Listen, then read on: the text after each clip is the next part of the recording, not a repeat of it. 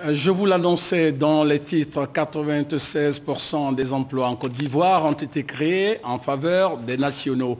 L'information a été rendue publique dans un rapport d'activité du CPC, le Centre de promotion des investissements en Côte d'Ivoire. Ce centre, il faut le savoir, a mis en place un dispositif qui permet un suivi et évaluation des entreprises agréées en phase d'exploitation et des investissements réalisés ici en Côte d'Ivoire. Lansine Bakayoko pour en savoir davantage.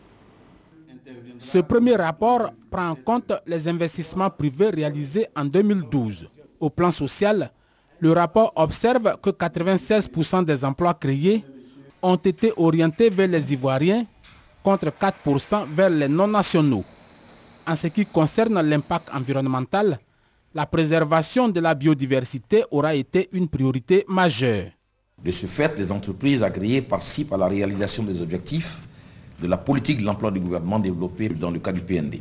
Ces entreprises agréées ont également contribué à la valeur ajoutée globale de l'économie nationale à hauteur de 0,33% avec un taux de croissance de 52% entre 2012 et 2015. L'autre indicateur dans cette première évaluation, le taux de mortalité des entreprises maintenu à seulement 5%.